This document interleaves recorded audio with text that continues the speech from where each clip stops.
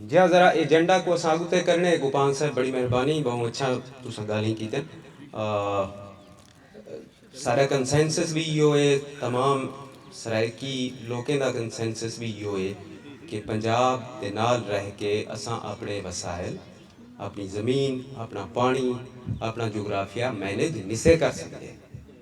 भावें सारे इलाके जो वजीर आला भी बनते रहन वक्त ही नहीं से मैनेज कर सकते तुसां देखो ना कि सारे इलाके जो बहुत सारे वजीर बनते बहुत सारे वजीर आला बनते लेकिन सारे मसाइल नहीं ख़त्म थी इंदा क्या मतलब है इंदा मतलब ये है कि असां इहो जैं स्ट्रक्चर जियोग्राफी दे विच जिवें उन्होंने आखे ना कि असां जियोग्राफी इज कन्फाइंड है असां जियोग्राफी दे कैदी हैं इवें असां ई सियासी जियोग्राफी दे कैदी हैं मतलब इत्थां सारे नुमाइंदे अगर वजीर आला भी बन वजन तां भी वो जड़ा सिस्टम है वो उन्हें को वसाइल दी तकसीम नहीं करन देना एजेंडा को अगू ते वधेंदे होए और ई गाल दे नाल वसाइल और उन्हें दी बंदर बांट दे नाल लिंक्ड गाल है लैंड अलाटमेंट सी ते ए एक रिलेटिवली मुख्तसर सारा एजेंडा है इहदे विच घट तो घट 2 स्पीकर्स ज़्यादा तो ज़्यादा 2 स्पीकर्स गाल करे सन उन्हें बाद असां माँ बोली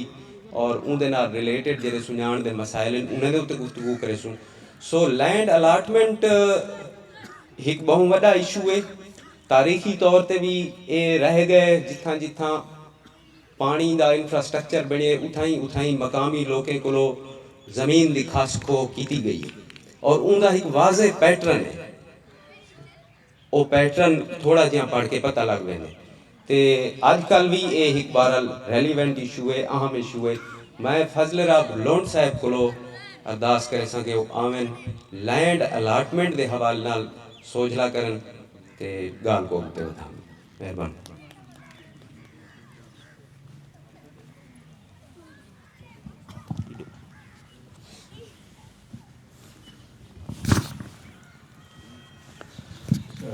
ढेर लंबी गाल थी चुकी है दोस्त वैसे थके बैठे हो सन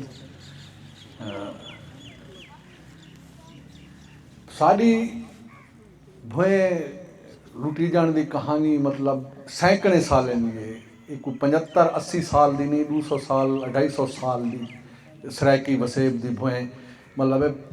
पाकिस्तान बनने के पहले भी सारी ज़मीन ही लुटींदी रह गई है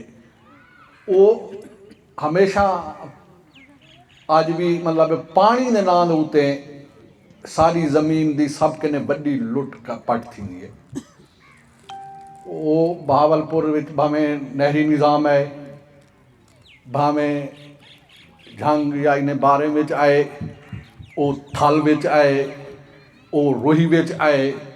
वो मकामी बंदे को बेदखल किते बेज़मीन किते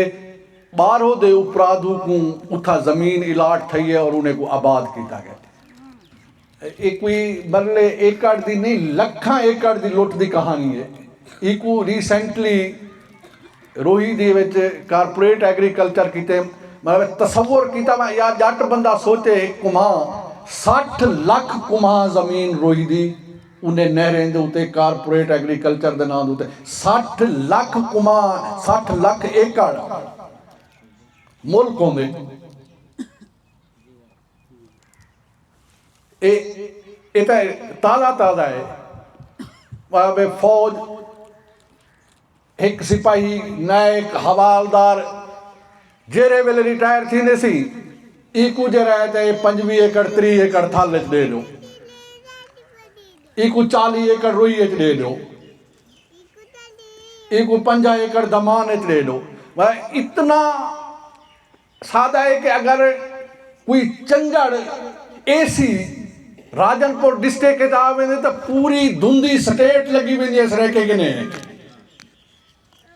एक एसी चंगड़ आ वेंदे पूरी दी पूरी धुंधी स्टेट राजनपुर के लोगे के ने खास की दी वेंदी है वो इलाट कर दी वेंदी है वाला ए एग्रीकल्चर ग्रेजुएट अलाटमेंट फौजी अलाटमेंट नंगा डॉक्टर अलाटमेंट मतलब नहर की अलाटमेंट TDA की अलाटमेंट हुण एमरजेंसी लिखा खड़े ला सूबे के कट्ठे ये एमरजेंसी यह है कि सराइकी सूबा नहीं बनता ਤਾਂ ਅਗਲੇ ਆਉਣ ਵਾਲੇ 10-12 ਸਾਲਾਂ ਵਿੱਚ ਸਰਾਇਕੀ ਸ਼ਾਇਦ ਮੁਮਕਿਨ ਨੂੰ ਮਰਲੇ ਦੇ ਘਰ ਵਿੱਚ ਰਹਿ ਸਕਣ, ਬਾਕੀ ਜ਼ਮੀਨ ਸਰਾਇਕੀ ਦੇ ਹੱਥਾਂ 'ਚ ਕਹਿਣਾ ਹਾਊਸ ਹੈ। ਇਹ ਉਹ ਖੌਫਨਾਕ ਸੱਚ ਹੈ ਜਿਹਦੇ ਉੱਤੇ ਅਸਾਂ ਹਾਲੀ ਅੱਖ ਲੁੱਟੀ ਕੀਤੀ ਪਏ ਹਾਂ। मैं 90,000 एकड़ मुशर्रफ हिक्की दीवार मतलब थल दी जमीन फौजें को इलाट कर दी, रखूक दी जंगल दी जमीन जिन्हें पाकिस्तानी या महकमा फॉरेस्ट के कानून के तहत न जिंदी तुसा लीज कर सकते हो न ट्रांसफर कर सकते हो। जमीन का जंगल के अलावा रख के अलावा भी कोई इस्तेमाल कहनी ने अपने किताबें में लिखा हुए उन्हें सारे को मतलब है कि रौंद के ने सरायकी वसेब दी हर जहाँ की जमीन दे रहा था वो मुस्तक और मैं गणना पाऊँ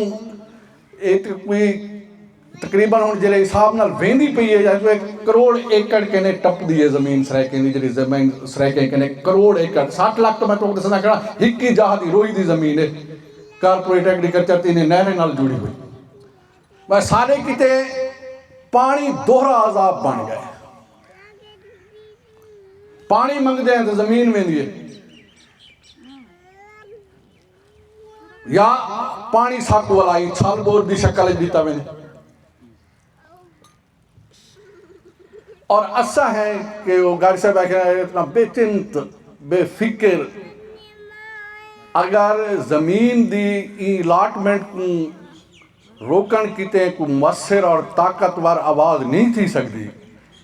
सरायकी मतलब है तुसा एक तो पूरा डेमोग्राफिक चेंज आसी, तुसा अगले 10-15 सालें दे सेंसस दिखाए, तुसा हर डिस्ट्रिक्ट अकलियत होसो और तुम्हारे जमीन तमाम तुम्हारे को तुम्हारे हाथों खसीद चुकी हो सी। मैं मुख्तसर मोटी का मेहरबानी फजल साहब।